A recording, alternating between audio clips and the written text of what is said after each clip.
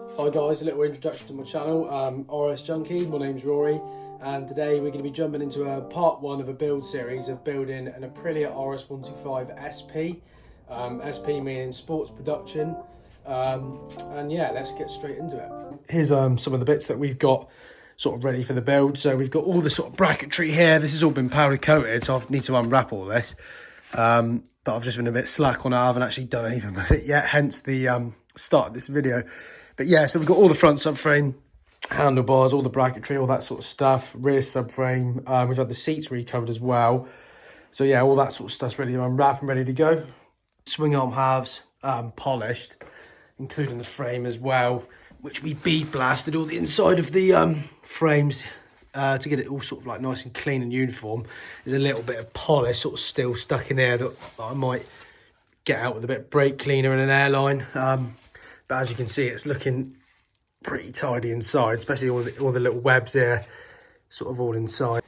The wheels we refurbished. I had this one repainted and needs good clean, but this has been repainted. So Bob at P1 Vapor Blasting, he sort of vapor blasted all these centers, and we actually clear coated those as well with a ceramic clear coating, and the hub here as well. Cleaned the disc up, all titanium hardware on there as well, which is quite nice. Yeah, the front's the same, all brand new tyres. So these are the actual SP sports production wheels, quite rare. You can tell from the drilled holes sort of in them. Obviously they're Marchesinis as well. You've got the M on there for Marchesini. So quite a common misconception with these is that they're ultra lightweight, and to be honest, they're not actually that far different in weight to the original wheels. So here's the engine.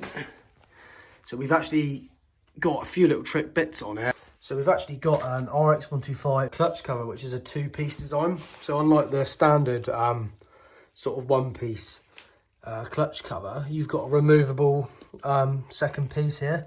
So that means if you want to change the clutch or get in there easily, that's you know, a lot more efficient. But it's not actually an original SP part. Sports production kickstart, which is obviously a much longer shaft than the original RX shaft, and the kick lever on there as well.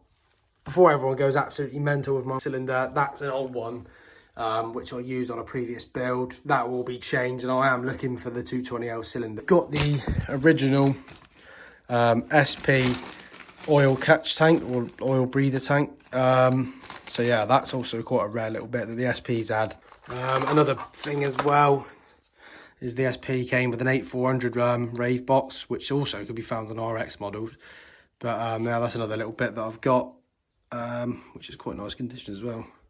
Yeah, here's a few more little bits that I've got ready. So I've got these calipers that have all been rebuilt, which I've done.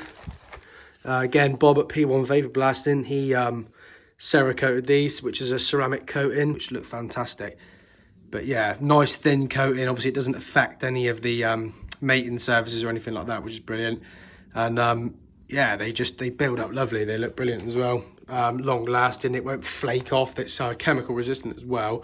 So obviously brake fluid, if it goes on there, nothing's going to be affected, which is brilliant. But yeah, they look awesome. And then here's some hardware that I've zinc plated prior. A few little spaces that I machined up. I've rebuilt all the rear sets, which is good. Done those before, which has all been, again, Bob's vapor blasted all those. So yeah, if you're looking to get any vapor blasting bits done, follow this here on his Instagram or message him on Facebook, and yeah, I'm sure he'll help you out. Got a brand new genuine power valve blade here, gasket, some other little bits, housing, which is nice, rubber there. And we've got original SP bar ends, which we found with the part number, so we got those as well. There's a linkage as well, that like spaces here that I manufactured, but they pop on really nice. Obviously the original ones are made of like a foam, so they sort of disintegrate, but yeah, I've rebuilt that, which is nice. That's all sort of ready to go as well. And here's some hardware that I've zinc plated and used like a special silver zinc primer, which gives it that sort of original finish like they came out of the factory, which I think looks really good. I'm trying to keep it as original as possible. So yeah, that's a nice little touch as well. So we're into the other room here now.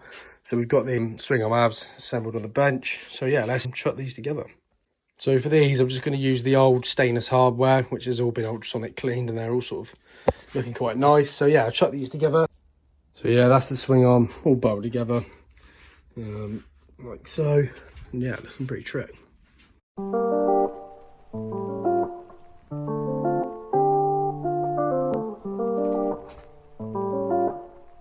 So next up is the linkage, which has all been rebuilt, and we're just going to chuck that into the bottom of the swing arm now and get it bolted in place. Okay, so that's all the linkage bolted on, all in place. Looking trick, so that's that done. So that's the first time that I've actually unwrapped the frame, and that is looking trick. Swing arm's a bit shinier because I've had this done a bit more recently. That frame's been polished for over a year now, but yeah, looking together, looking really nice. So next up, let's get all this unwrapped, all the powder coat out, and let's get it all lined up on the floor and see what it looks like.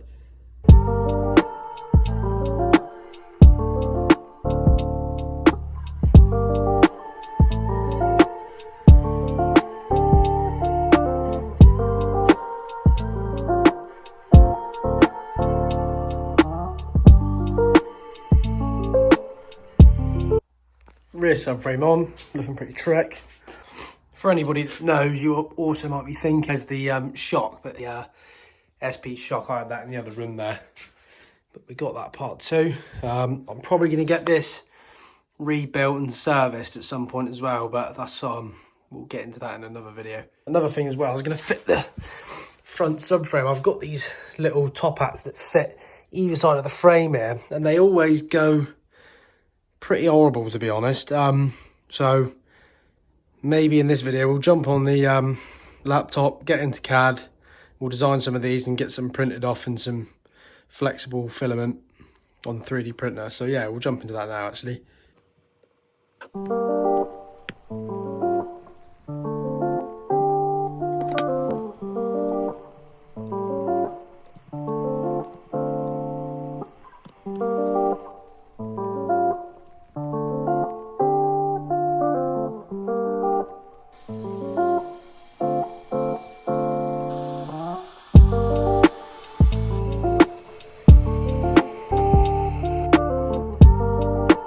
So for now, I think we're going to we'll build a battery tray with the front engine mounts, which are these parts here.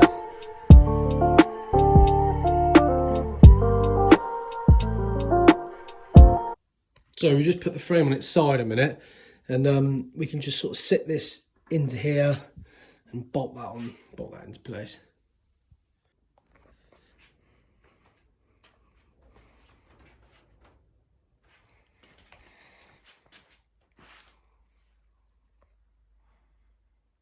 That's all we got time for in part one. I think next episode we'll look at getting the rear sets on. I'm going to get the top yoke refurbished, so in that time, when that's done, we can get the handlebars fitted, maybe look at maybe even fit some of the switch gears, all that sort of stuff. Next video we'll tear the forks down as well. I'll show you how we tear those down. I'm going to get the feet refurbished, probably get those Cerakote at the bottom in an air dry Cerakote. And yeah, then we'll look at getting the forks rebuilt, get those fitted into the yokes, get the swing arm in. I've got a few other little bits, all the top hat spaces for the swing arm. I've got all those ready back there. They're going to need to be zinc plated and sprayed with a zinc primer, get all those sort of finished. And then yeah, we can get the swing arm in, maybe even fit the engine next time as well. And I'd like to get all the wheels and suspension in so we can get it as a rolling frame. But yeah, thanks guys, and I'll catch you in the next one.